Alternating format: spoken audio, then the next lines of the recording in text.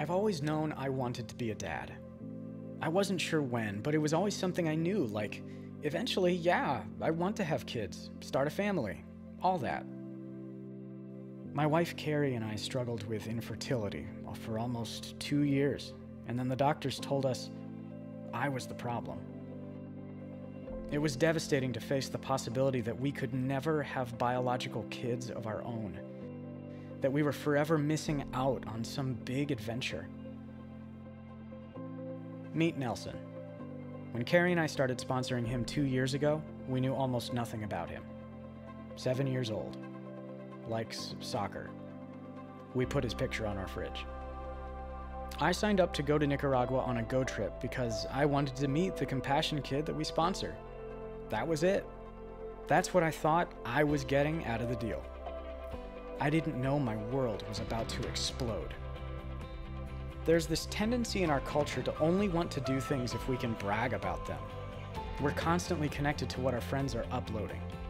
So you get to a place like Nicaragua, where your phone doesn't work, and then you realize how much time you've spent on this social media thing that isn't reality. And suddenly you're face to face with people, real people, who share their food and their home. And then you meet their families. You see the houses their fathers built from scrap materials, moms who walk hours each day to find fresh water for drinking and bathing. You see their kids working, digging, going to school. On a Go Trip, miles away from home, I realized God wanted to teach me something about adventure, but also about myself. He wanted to break my heart. My perception of fatherhood was flawed. I thought being a dad was this huge mountain that I would never be able to climb. But in Nicaragua, I learned that my definition of fatherhood was way too small. Being a good father is more than biology, more than a life stage you get to eventually. Fatherhood has been crafted inside of me. It's something I am. And that's why I go.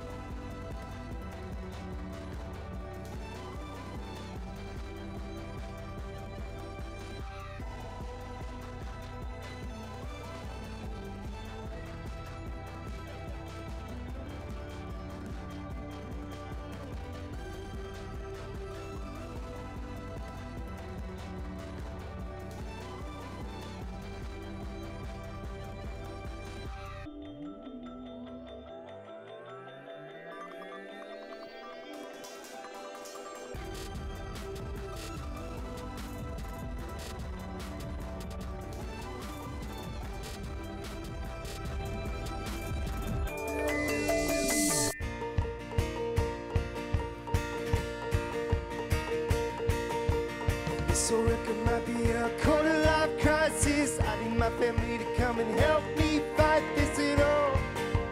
I can't do this all alone. I used to feel so strong, now I feel like a loser. These voices in my head got me backed up into a corner at all. I can't do this all alone. So will you come and help me through? Will you come and help me through? Yeah.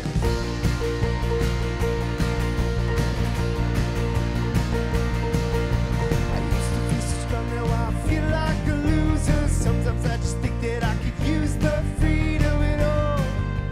I can't do this all alone.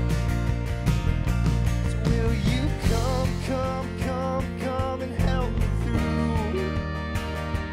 Will you come and help me through? Hey!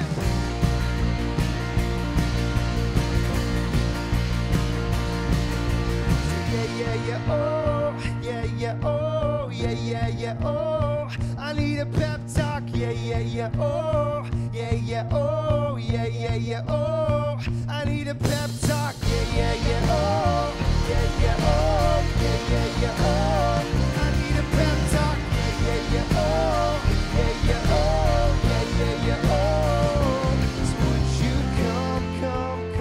come and help me through? Will you come and help me through? 'Cause I'm fine, I'm finding help in you,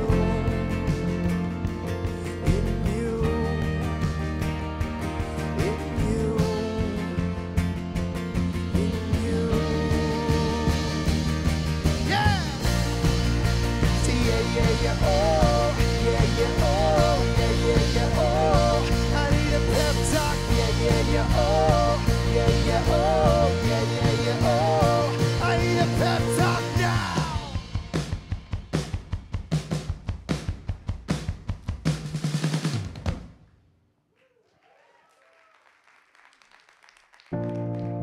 All right, well, welcome to Crossroads, guys. That was a lot of fun. And you know, sometimes that is true. Sometimes we just need a little bit of help from our friends, our family. And we're going to stand together right now, and we're going to sing these songs that have to do with that, have to do with asking God for a little bit of help. And I would love it if you guys would sing it with us.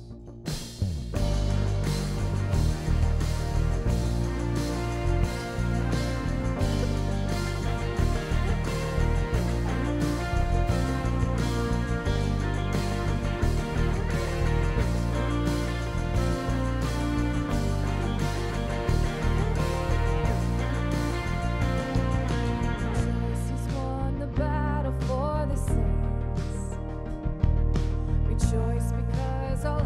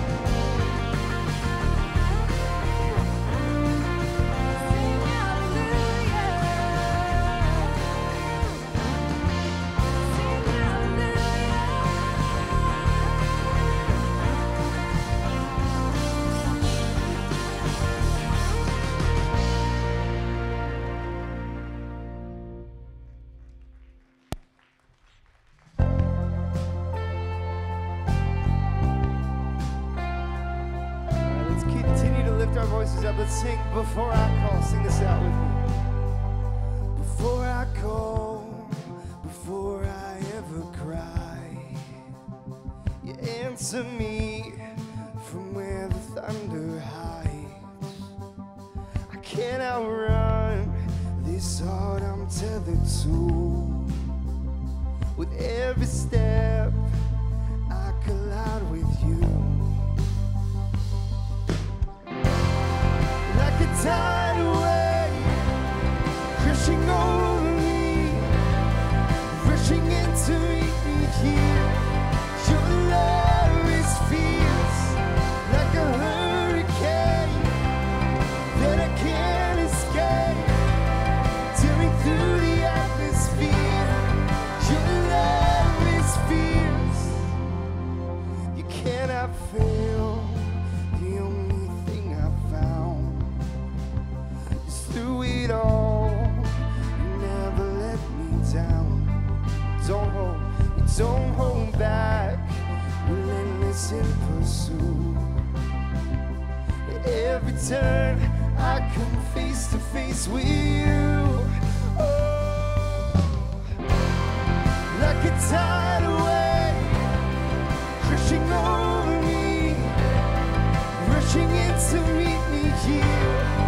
Your love is fierce, like a hurricane that I can't escape, tearing through the atmosphere.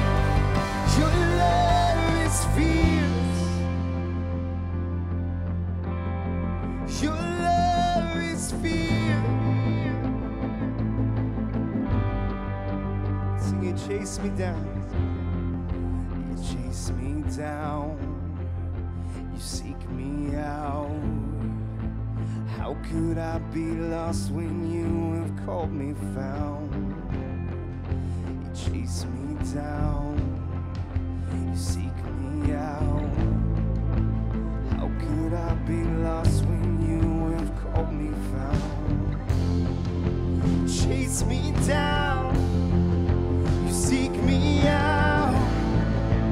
How could I be lost when you have called me found? Like a tidal wave, crashing over me, rushing in to meet me here. Your love is fierce, like a hurricane that I can't escape, tearing through the atmosphere. Your love is fierce. Your love is fierce. Your love is fierce. Your love is fierce. Your love is fierce.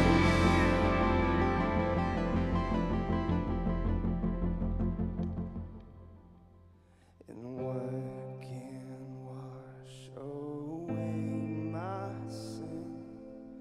Nothing but the blood of Jesus. What can make me whole again? Nothing but the blood of Jesus.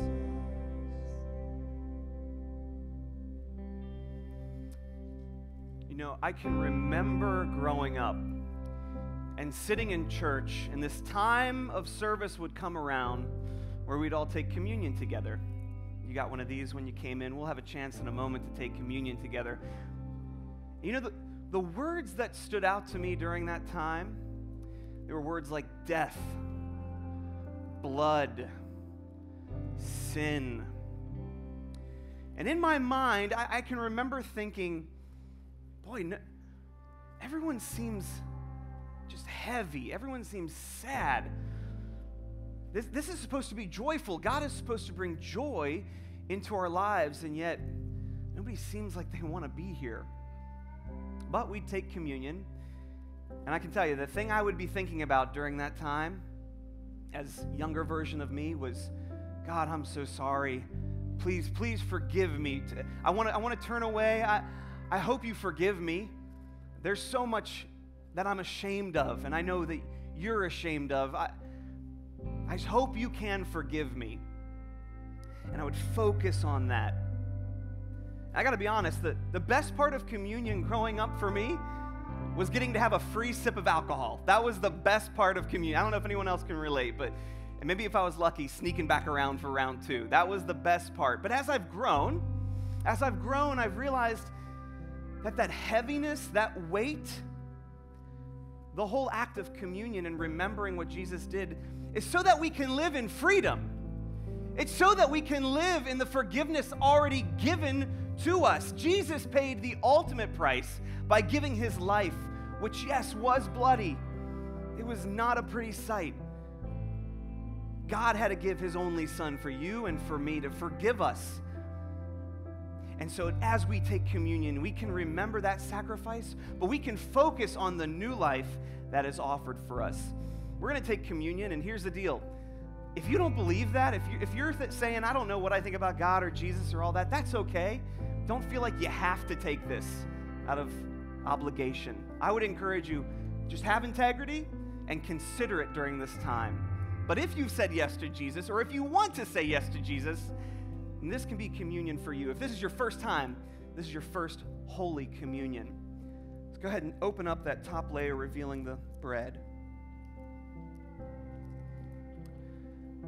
At the Last Supper, Jesus has his disciples around the table, and he explains to them what this represents. And here's what he says in 1 Corinthians 11. And when he had given thanks, he broke it and said, "This is my body, which is for you. Do this in remembrance of me." Friends, let's eat this and remember his sacrifice, but the life that he gives us. Take and eat.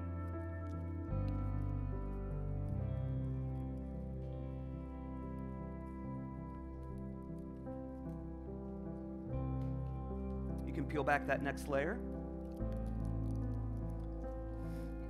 And in the same way, Jesus also took the cup after supper, saying, "This cup is the new covenant in my blood. Do this as often as you drink it in remembrance of me." Let's remember not only the blood that he shed for us, but the life that he offers us. Take and remember.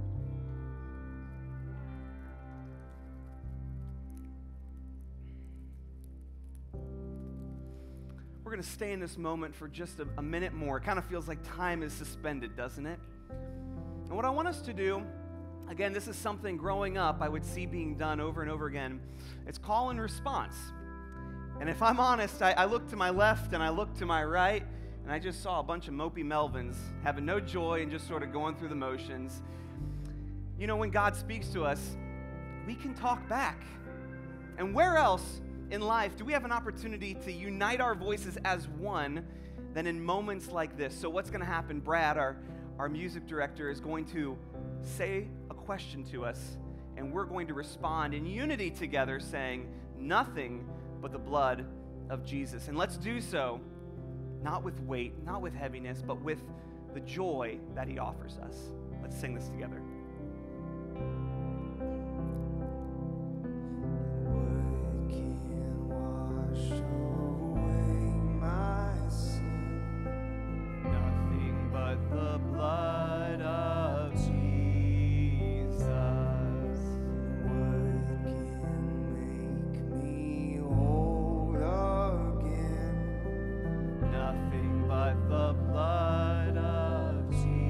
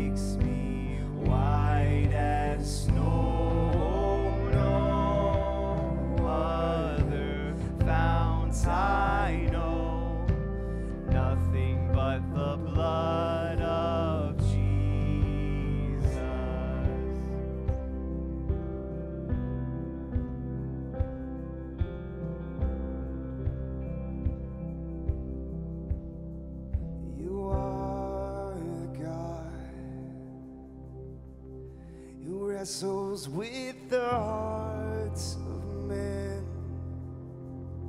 Won't you wrestle with this heart again? Won't you wrestle with my heart?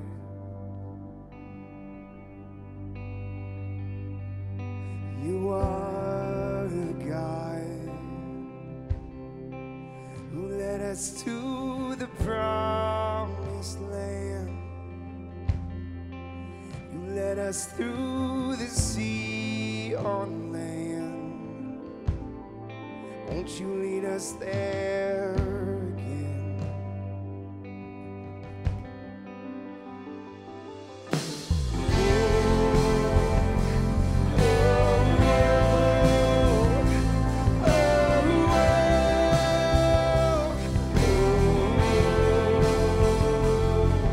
You are a God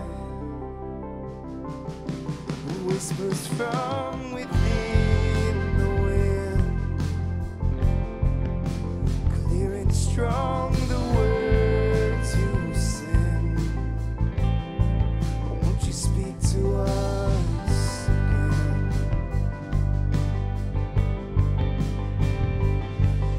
You are the God whose voice calms the sea and wind,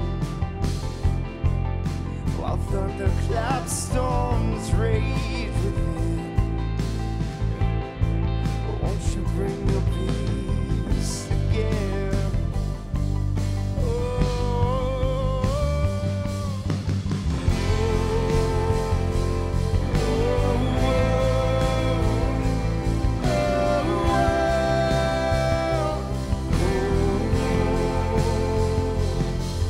You are God.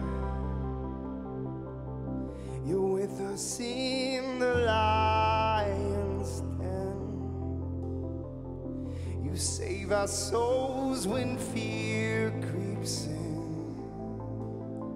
Won't you save us again?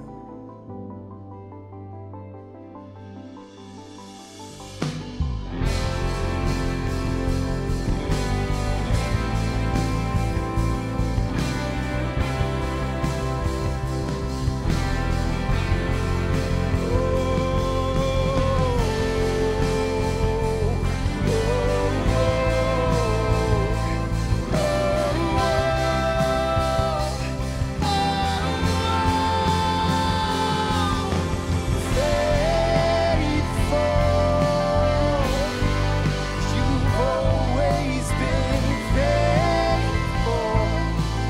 Yesterday, today, forever faithful. You've always been faithful. Here and now, forever, you are faithful. You've always been faithful. Yesterday, today, forever faithful. You've always been.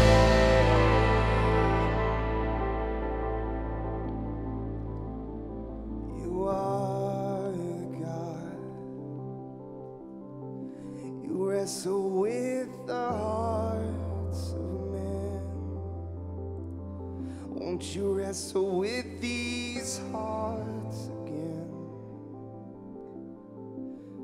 Won't you wrestle with my heart?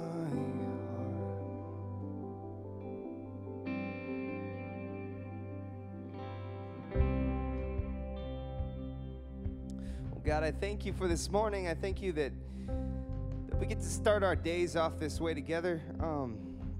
When I say together, I mean me and you and all these other people. God, I thank you. I thank you for the fact that there's nothing that we could do that would be so shameful or terrible that you would turn your face away from us. And that's only because of your son, Jesus. So I thank you. I pray that you would continue to bless us this morning with your presence. It's in the name of Jesus I pray. Amen. Well, guys, thank you so much for worshiping with us this morning. As you're having your seat, why don't you turn to somebody you haven't met quite yet, give them a quick, firm handshake, and then sit down. Thank you.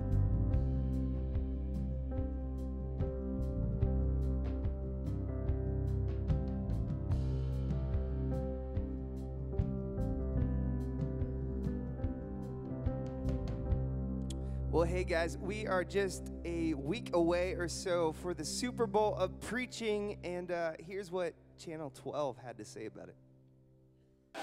Bringing that Super Bowl party and game day atmosphere to church with tailgating, music, a little smack talk, And I am ready to ball, and I am ready to preach. Game on! Game on! M-I-N-G-O, and losing is his name-o. and even their own commercials. Echo featuring Alexa 2.0.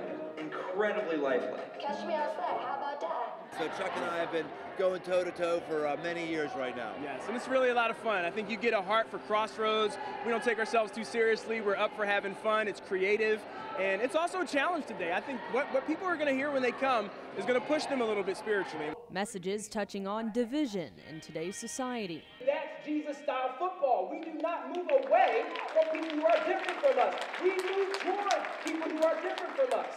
So my question to you is, who is it in our culture right now that you would be pretty uncomfortable if they outnumbered you at the dinner table? It's quite wonderful the way they interweave, the social things and the social aspects of today's society with a little bit of real honest-to-goodness teachings from the Bible. I was impressed.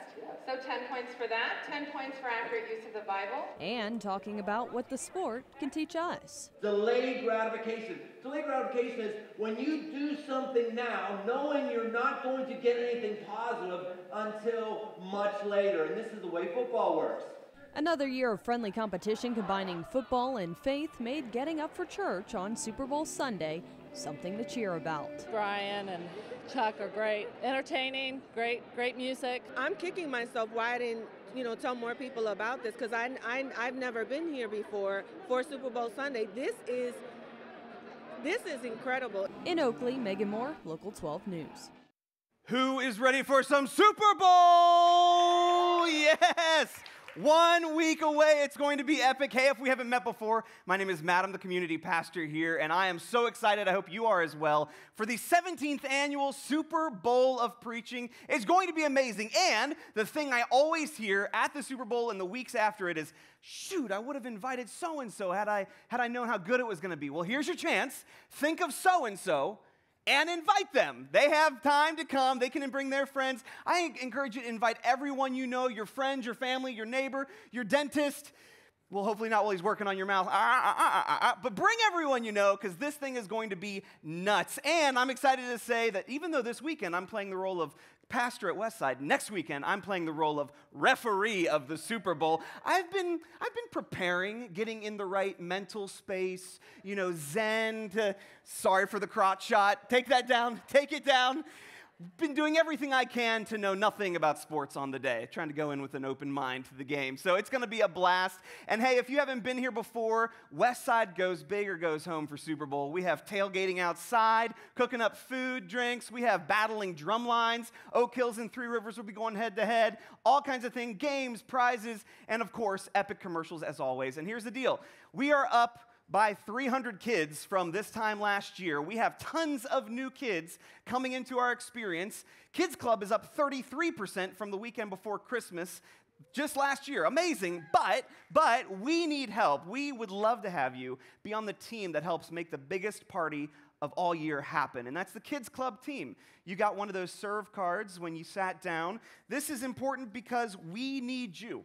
We need you to step up if you've been around a little while. Maybe you've been, just coming for a few weeks and you want to kind of dip your toe in the serving waters. There is no better way to find out about serving and make this big place feel smaller than signing up. Kids Club in particular, and it's not just holding babies and changing diapers.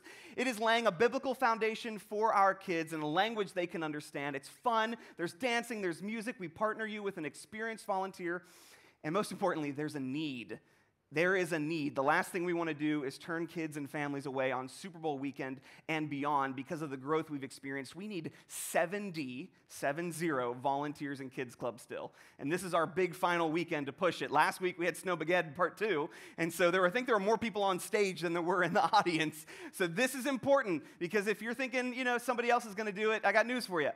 They're not. So if you're feeling a stirring, fill this out. We'll take time right now to take a moment and fill this out. So go ahead and take out that pen and write down your name, preferably your real one, and your email, preferably one that you check, and your phone number. We won't spam you, I promise.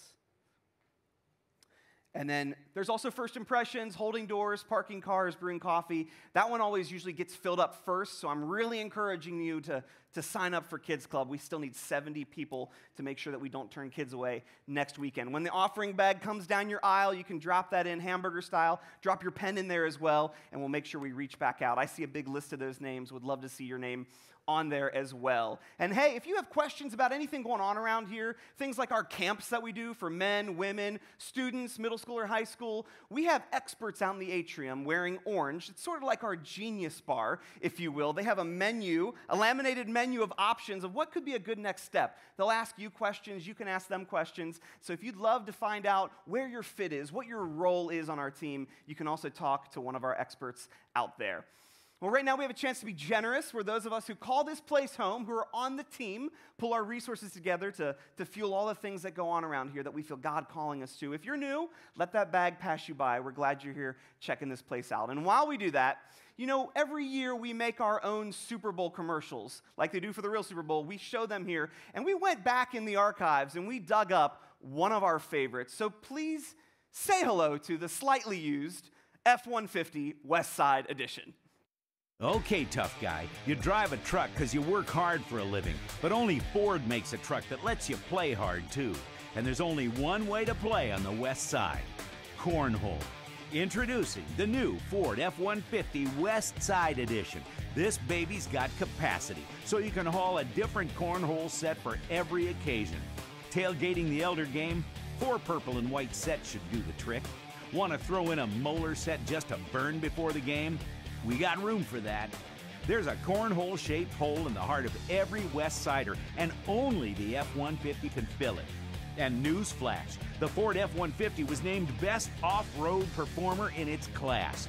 Good for you, because West Side roads ain't usually for driving, they're for festivals. Going to the West Fest Street Fest? Toss a few sets in the back.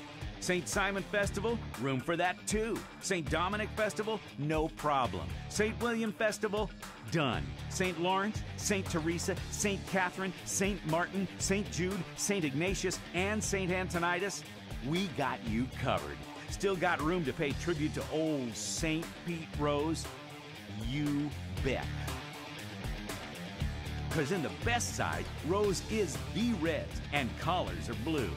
Say hello to the new 2014 F-150 West Side Edition. Cornhole, cornhole, cornhole. Filled with 100% corn ethanol only.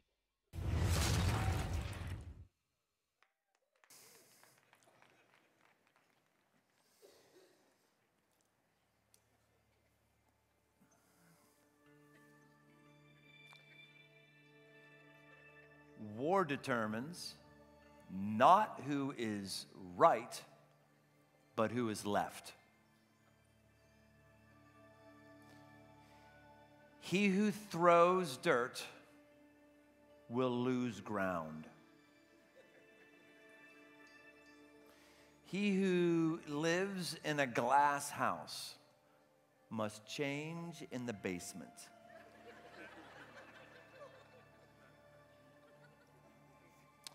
He who goes to bed with itchy bum, wake up with smelly finger.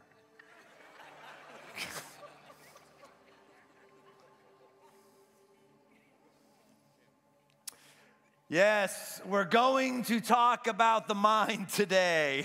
We're going to talk about the mind, and we're going to talk about wisdom as we end this series. I'm excited for today, so let's pray before we get going any further. God, Thank you for how we've encountered you this entire time together. I thank you for the chuckles you've maybe given us already. And I thank you for how you might have already put something on our minds. I want you to put something else on our minds, God. I want you to help us to understand how to renew our minds, how to increase our energy, how to better connect with you as we have a great year. So it would be clear. And God, I just thank you for the opportunity to share transcendent ideas. You're good to help me. You're good to allow me to represent your truth today. I pray that's exactly what happens. I pray these things according to the character and identity of Jesus. Amen. Who is the wisest man in the history of the world? No one is saying anything. This is not a trick question. Oh, I hear the question I'm wanting to hear. I thought everyone was going to say Jesus, because that's always the answer when you're in church, right? Jesus. Sunday school teacher asked the little kids, what has a bushy tail and eats nuts? Jesus? No, it's a squirrel. Actually, the answer to this question was Solomon. Jesus is certainly more wise than Solomon, but Jesus had some DNA that was kind of divine that was helping him out. Solomon. We even hear in our culture the wisdom of Solomon, not Solomon Wilcott, who's a part of our church and is part of our Super Bowl service every year, but the wisdom of Solomon, this ancient king in the nation of Israel, one of the good kings, and we can learn something about him. His dad was the greatest king in Israel's history. His name was David. David, when he dies, he gives the kingship over to Solomon. God comes to Solomon, and the story goes like this. God appeared to Solomon and said to him, "Ask what I shall give you." And Solomon said to God, "Well, give me now wisdom and knowledge to go out and come in before this people. For who can govern this people of yours, which is so great?" God answered Solomon, "Because this was in your heart, and you have not asked for," listen very carefully, "you've not asked for possessions, wealth, honor, or the life of those who hate you, and have not even asked for long life, but have asked for wisdom and knowledge for yourself, that you may govern my people over whom I have made you king, wisdom and knowledge are granted to you." God asked them, whatever you want, you can have it. Now, if God actually came to you and said, whatever you want right now, ask it, and boom, you can have it, what would you say? What would you say? Many of us would say the things that God's been hearing forever and ever and ever. He asked Solomon, and he's waiting like, okay, I wonder if he's going to give the same one that everyone else gives. I want more money, more money, more money. I want possessions. I want honor. I want people to know me. I want to climb the ranks. I want the life of my enemies. I want vengeance. I mean, God's heard this over and over and over. It's where most of our prayers center. Give me more money. Give me the elevation of status I want. Crush that person. That person seeing they're an idiot who's hurting me. Give me enduring fame. Whatever it is, these are the things that people always ask for. And even if we're not praying about those things, those are the things that we want. Those are the things that trip us up in our relationship with God. And when Solomon says, "Give me wisdom," God says, "Booyah! Wow! No one asked for wisdom.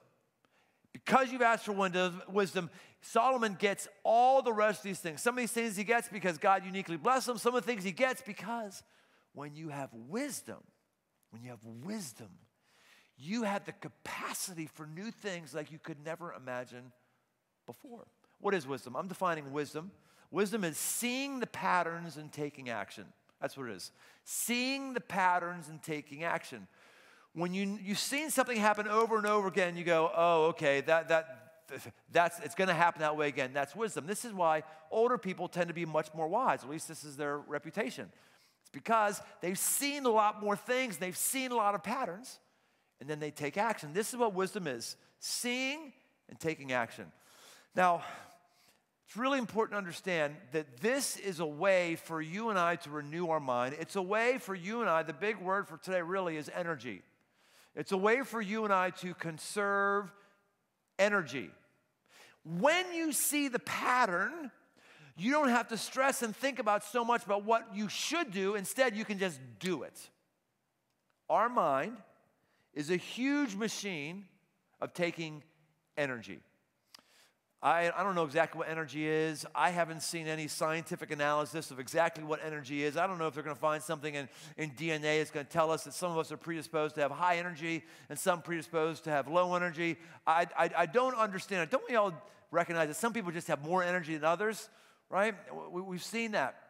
And if you're around a lot of little kids, a lot of little itty-bitty ones, you'll see that some just come out of the womb having more energy than others, not necessarily being smarter, not necessarily having more likelihood for success, but just having more energy. I got the two youngest beings in my household right now is my dog Winston and my grandson Louie, who's living with us right now as well with my daughter and son-in-law. And these two are night and day as far as energy. Winston, we took Winston out of the litter because he was the most mellow dog that was there. We thought we just got him on a slow day. No, he's just slow. 22 hours a day he'll be on the couch.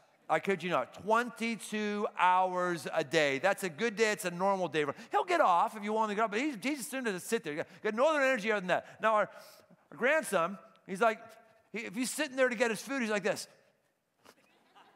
He's always, or he's moving his ankles. And, he's just always, he's always going. I've been around kids who have more energy than him. I've been around kids who have less energy than him. What I know, all of us have some level of energy that's put into us, and all of us can grow our energy. All of us, whatever energy you have, you can grow your energy where you are right now. There's decisions you make. I remember when I had a pain in my body some time ago, and I was thinking I was this macho guy, like, I'm not going to take pain pills. I don't need pain meds. And the doctor said, well, Brian, let me explain this to you. You only have so much energy, and you can use your energy to fight the pain, or you can use your energy to heal your body. I was like, okay, I think I'll take the pain meds, and I'll have my energy go to doing the body. That's how he described it for me. All of us have energy. All of us need energy. And what's this have to do with the mind? The mind is an energy hog. It is an energy hog. Every minute, this brain, the brain itself, burns 11 calories. 20% of your metabolic rate, this is how you kind of burn calories, is related to this sucker right here. We've looked at the last few weeks how this works. How does this work?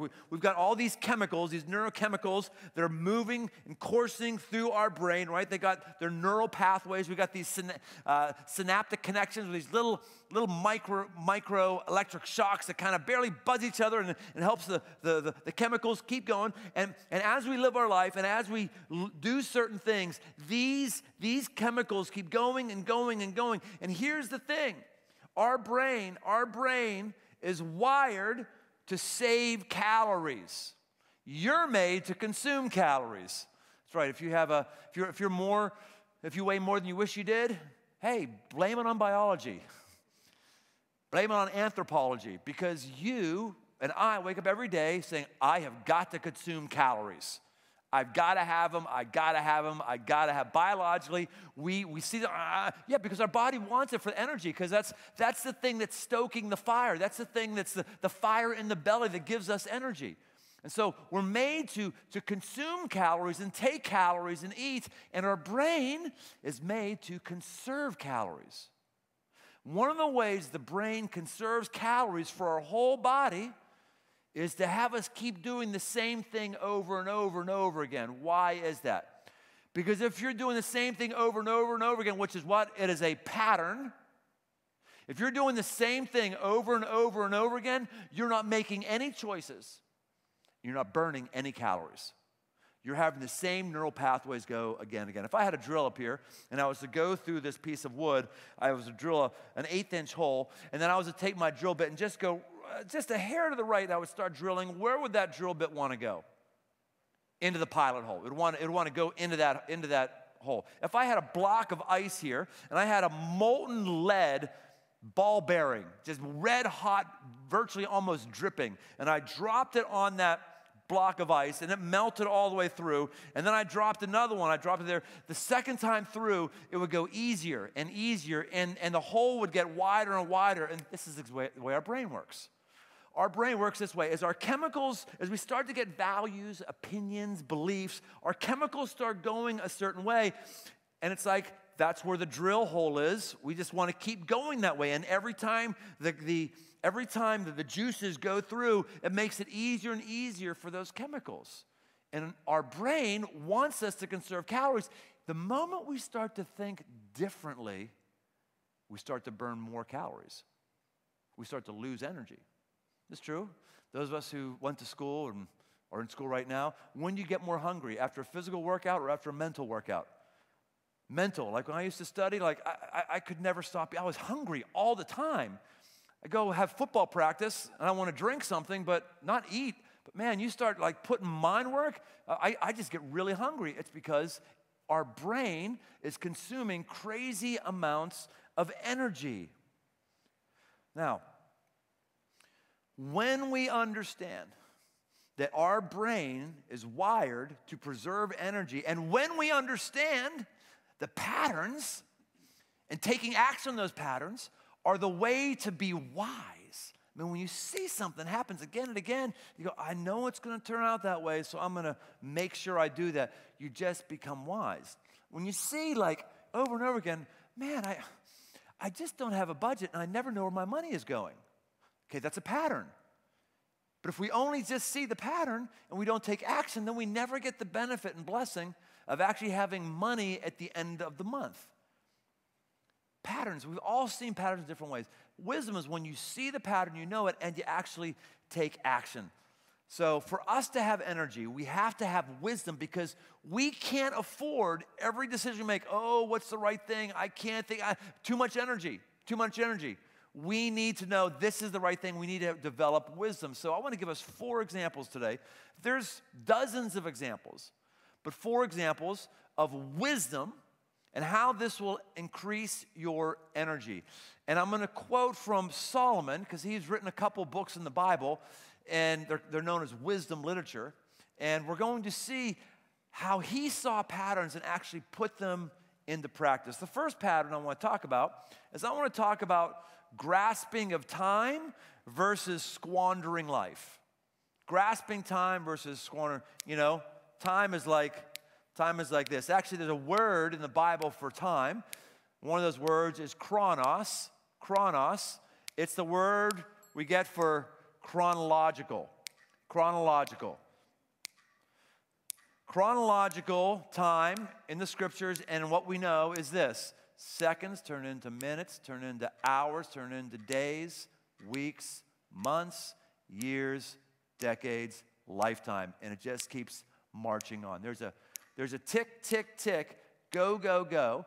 And what we have to do to be wise with our life is understand there is a certain cadence to life, a thing that must be done. We have to see that pattern and not try to deny that pattern.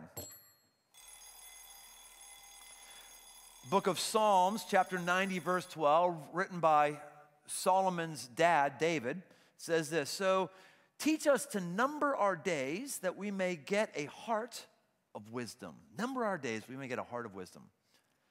Some people believe that our days are numbered, like God's already determined how long you're going to live and you can't do anything about it. I don't believe that. I don't believe that. I don't think that you have a certain time to live, and so therefore you can go ahead and smoke 2 packs of cigarettes. It doesn't matter because you're going to die when you die. I don't think that's the way God is. I don't think that's the way the Bible is. But this verse says that there is, whatever it is, there is a finite number to our days. And if we get a heart for wisdom, our days are going to be better, and our days are actually going to be longer. There are certain things you have to do at certain days and certain times and certain seasons. It's the chronos of life that just keeps going on. And when you take a look at some of our choices, like not doing the right thing on time, you can actually increase your energy by expending energy. This is why you work out. You work out not just to burn calories and maybe get skinnier. You work out because you're actually increasing your energy. You go to sleep because when sleeping, it's the pattern. You increase your energy for the next day if you get a good night's sleep. It's a pattern. I see a pattern that people who work out, they have more energy. I'm going to do that. I see a pattern. Science says very clearly, People who sleep well have more energy than I'm going to do. I see another pattern. Another pattern is people who aspire to retire and retire die earlier. That's a very clear pattern. A report from the Institute of Economic Affairs shows that following an initial boost in health, retirement increases your risk of clinical depression by 40%, while raising your chances of being diagnosed with a physical condition by 60%. Wow. Maybe retirement isn't all it's cracked up to be. It's good for us to have a healthy level of pressure in our life. It's good for us to have a healthy level of stress in our life. And if we don't have appropriate stress, and there's going to come a day where you may be kicked out of corporate America, that's fine. But do not think that you just need to be sedate and not have any pressure in your life. No, that we need an appropriate level of pressure in order to stoke our fires and keep our energy up and actually keep us healthy. Chronos is about taking advantage of opportunities that are right here and right now. Now, Solomon, in the book of Ecclesiastes, chapter 4, verse 8, he says this: one person who has no other, either son or brother, yet there is no end to all his toil, and his eyes are never satisfied with riches, so that he never asks, for whom am I toiling and depriving myself of pleasure?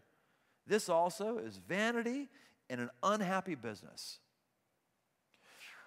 So there is a chronos, like got to sleep every day, got to do budget planning, got to eat the right meals. That affects my energy. I've got to have the right people in my life. I've got to work hard at work to increase my financial earning capacity. I've got to, there's all these things that are like the metronome. They're part of chronos time. Hit your marks every day, right? But there's also another kind of time, and it's referred to here. It's a time that is not necessarily in a momentary lapse of productivity. Solomon says, hey, if you're just like hitting your marks every day, being faithful work, but you're not taking care of pleasure, you're not enjoying life. He says, vanity of vanities, you're vain.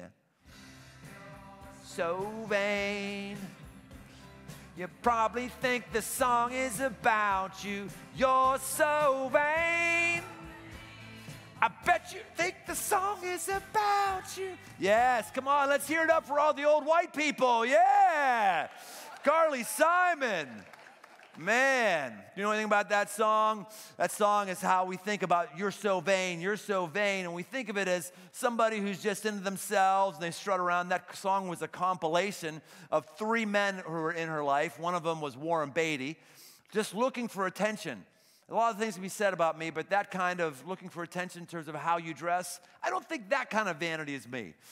I'm like, I've got a shirt here I've been wearing for 5 years. Some of you are going, I know it. Would you buy a new freaking shirt, please? I'm tired of your word. I know. I'm not as concerned about outward appearances as others might be, but that's actually not vanity in the Bible. It's a different kind of vanity. Vanity is being talked about in the book of Ecclesiastes, which is mentioned 26 times in the 11th chapter, is worthless. It's worthless. Solomon's saying, man, if all you're doing is I owe, it's off to work I go, and you're not smelling the roses, enjoying life, it's worthless. It's a worthless life. Chronos is not the only kind of time. There's also another kind of time, which is the word kairos. In the book of Ephesians chapter 5, verse 15 and following, it says, look carefully then how you walk, not as unwise, but as wise, making the best use of the time or of the kairos. Kairos, meaning this moment, grab what you can, this moment, do the right thing, this moment, there's an opening of something. Step into that opening right now because you don't know if it's going to close or not. Kairos is actually an archery term. It's a term that shows that the shot is opened, you can take the shot.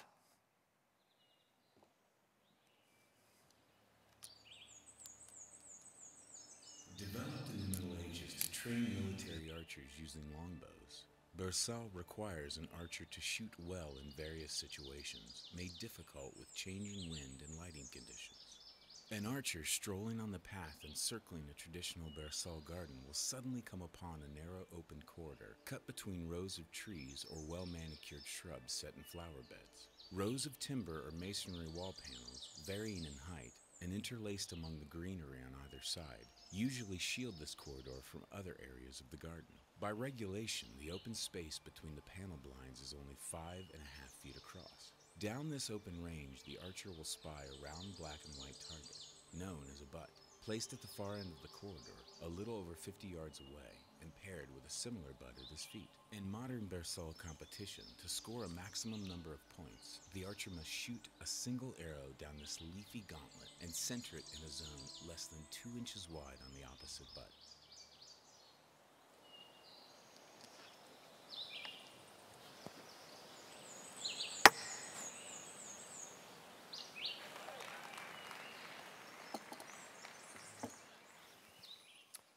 The kairos is the moment there is an opening and a pulling of the trigger. That's the kairos. I got this crossbow a couple months ago. I had a chronos goal of hunting. I always wanted to hunt, and I saw Walking Dead, early years of Walking Dead, and I saw Daryl with that crossbow, and I said, I'm going to get me one of those. That's awesome. I love to hunt with a crossbow. But then I would do research on it, and there were so many options, I just would totally lose my mind on it. The day after Thanksgiving, I had breakfast with a friend who came over to our house, and he brought his brother with him, and what do you know, he was a hunter, and he said he hunted with a crossbow. I was like, you are? Tell me about it. So he told me the brand he had. He said it works great. All of a sudden, it's like, okay, I know which one it is. I made a phone call to a local archery shop. They had that bow on sale for a Black Friday special. I went and I bought it immediately. The next day, inside of 24 hours of hearing about that bow, I had killed and my family was eating our first deer. Kairos was like, now, as background, there was a lot of chronos that went into that. I researched for a while. If I ever hunted, where would that be? What kind of hunting gear would I need to have? I researched a bunch of once I get the deer, I have to drag it somewhere or take it. What do I do? There was a bunch of chronos things that were there. But in the moment, it came to time, I had to pull the trigger. Friends, there's some of us in here that have an energy issue that are not getting ahead because you're not doing the simple things you need to do every day and every week and every year. You think you're immune from them. You're not. You're not immune from them. You're not. And there's some of us who are missing out on life because we got this thing going, but on the big things, we're not pulling the trigger. On the stuff that brings flavor to our life, we're not pulling the trigger. So if you want to have a new mind and increase your energy, you have to understand and live in the tension of grasping time over wasting your life and letting it slip away. The second area for managing our energy and wisdom is practicing forgiveness over bitterness. We choose to practice forgiveness over bitterness. Jesus talked a lot about forgiveness. And if you want to be like Jesus, then you're going to have to be a good forgiver, because we just did communion earlier, which is about God forgiving us. And Jesus actually going through pain so that we can be forgiven. Pain on a cross. Forgiveness is a big thing for him. And if God's a big thing for you, then you're going to have to be into forgiveness, because forgiveness is a big thing for God. In the book of Matthew chapter 18, one of Jesus' friends, Peter, says Peter came up to him and said to him, Lord, how often will my brother sin against me and I forgive him? As many as 7 times? And Jesus said to him, I do not say to you 7 times. How about 77 times? In other words, you never stop. It goes on and on and on.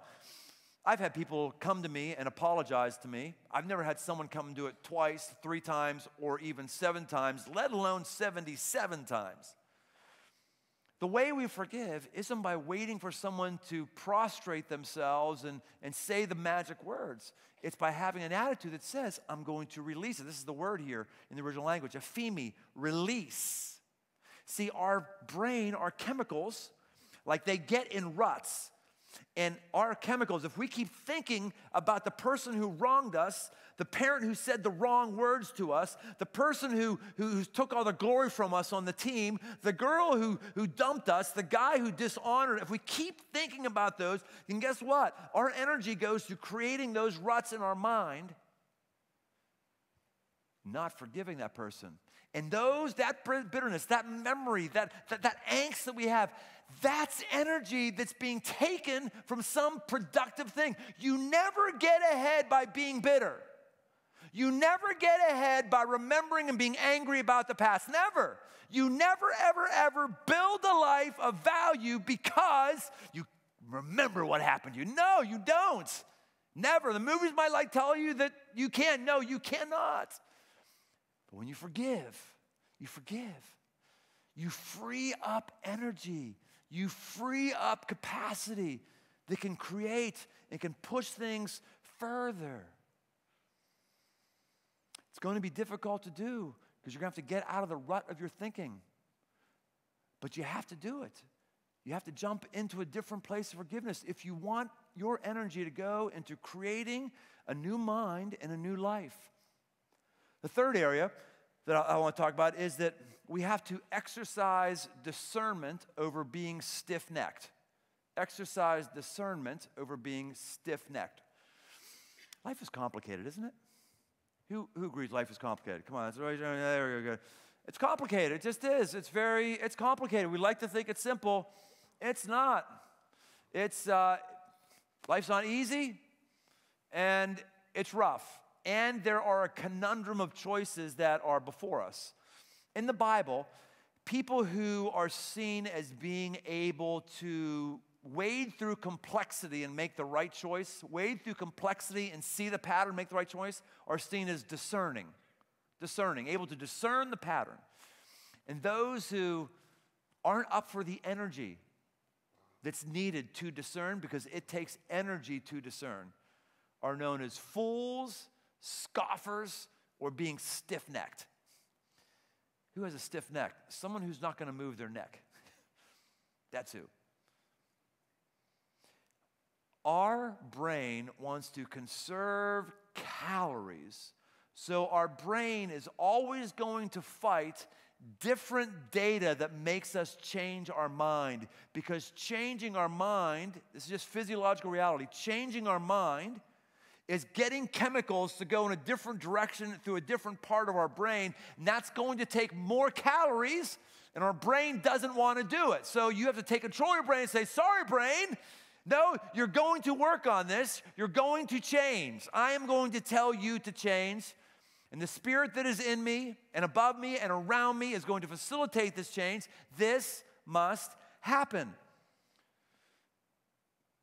This, by the way, is how you make a lot of money in marketing. The way you make a lot of money in marketing is not to educate people. It's to tell people what they already believe, because that's what they want to hear. And if you could sell something that's in line with what somebody already believes, you're going to make money, because we don't want to change at all. The book of Proverbs, chapter 29, verse 8. This again is from Solomon. Scoffers set a city aflame, but the wise turn away wrath. Scoffers, I can't believe she did a cough. And social media is so good for scoffing. There's never been a better made human platform for scoffing stiff-necker fools than social media. Because you can always find somebody who's going to scoff right along with you. You can always find somebody who thinks just like you because you're right and you're easy, and you can just keep creating those ruts in your brain. But the wise turn away wrath. Scoffers trying to stir up wrath, get everybody to go. The wise turns it away. Says, no, we're not getting anywhere with this. I mean, let me just wade into a complex thing that hit our world this last week. In northern Kentucky, we had a local high school go to Washington, D.C., and you all know this story, just, tough stuff, right? When we all saw the very initial, I think when we all, most of us at least, we saw the initial short video clip, there was an understandable level of indignancy.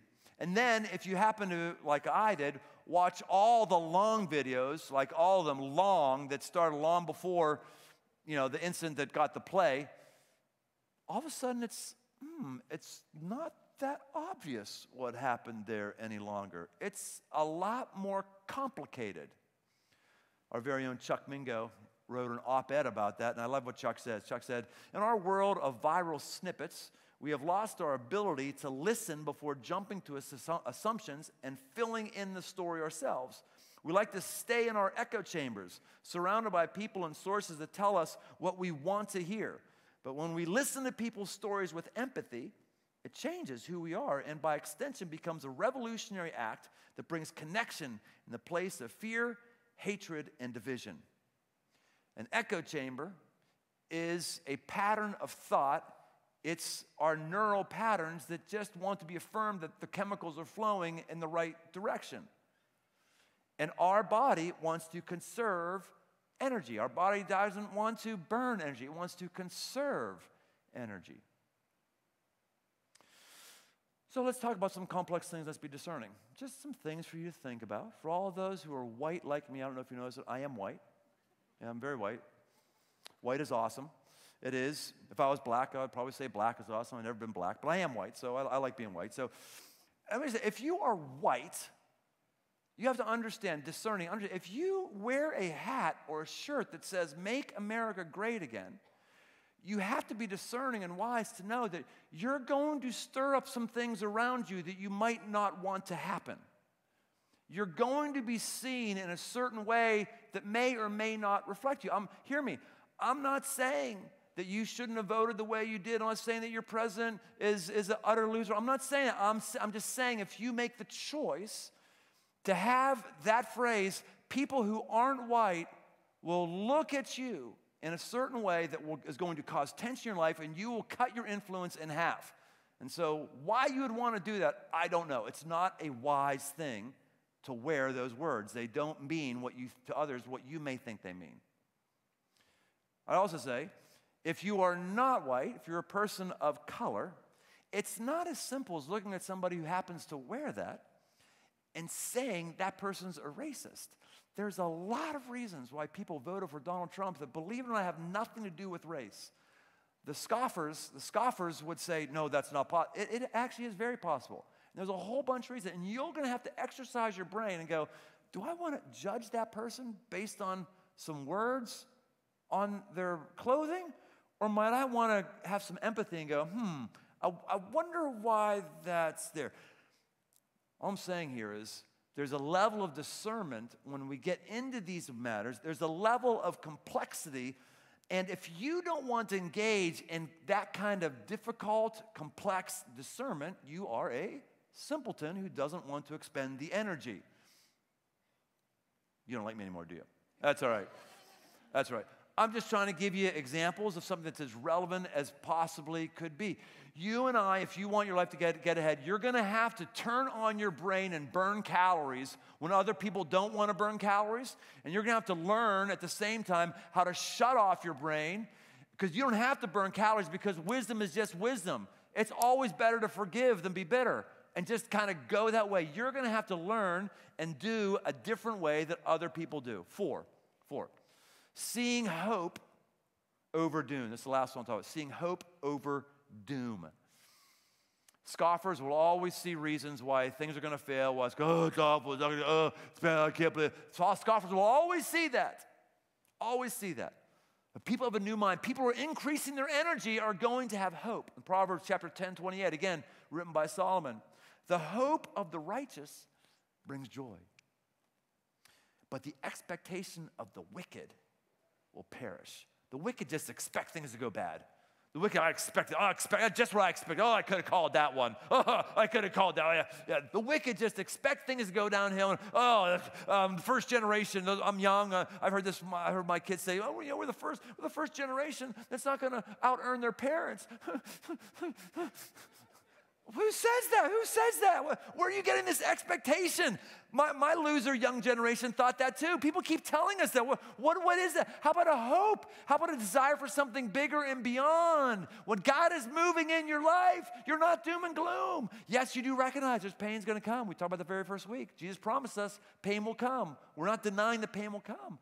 But when the pain does come, when it does come, we go, I've got a vision and a hope and a future, and I'm turning on my brain and telling me this is going to pass because God's doing something. I'm going to trust that a better day is coming ahead. It's hope. And when we feel that way, man, we get energy that starts cranking up. Our energy comes alive. Why should we have energy if we go, it's going to suck, if we're all going to get slaughtered? Well, guess what? You don't need any energy, do you? You're just going to be you're just going to be a lemming who gets crushed. You don't need energy for that. But when you go, hey, something good's coming, something inside you cranks up your energy and gets you going the right direction. Kind of what got us into Super Bowl, actually. The Super Bowl service of preaching. We're going to do it next week again. We've been doing this for 15 years. Let me tell you the story of this. The story for this was first few years Crossroads was going, I noticed that people would not come to church on Sunday where Super Bowl was happening. It bummed me out. I was like, man, how come people are not, I don't know, bum me out. What's the reason? The reason is because a lot of people get into football mode, and football mode and church mode don't necessarily go together. And I was honest with myself, and I said, yeah, you know what? If I wasn't paid to be here in the Super Bowl, I might not be here either.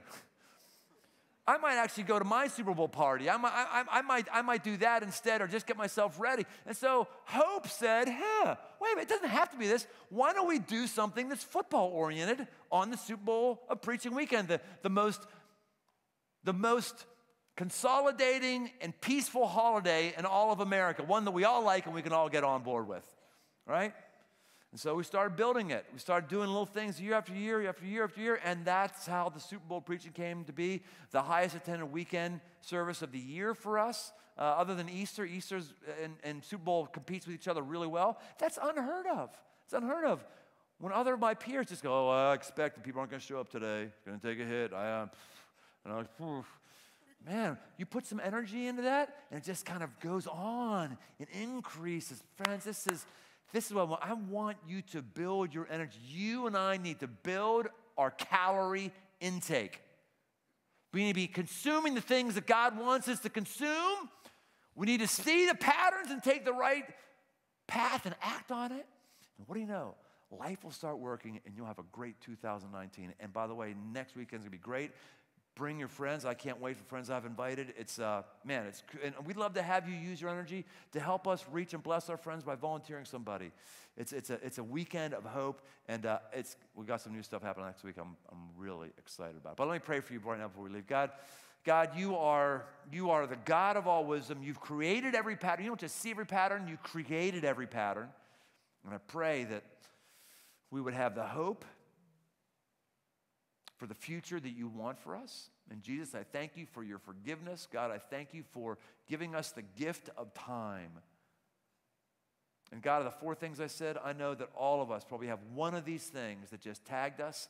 Help us to embrace the one thing that we need to increase our energy in serving you. And I pray these things according to the character and identity of Jesus. Amen. All right, we'll see you next weekend.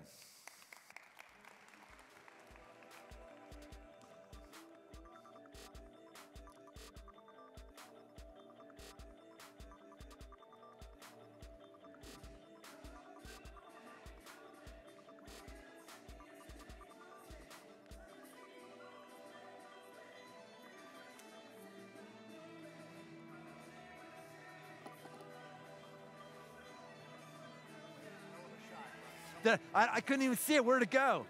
Did it go right in the middle?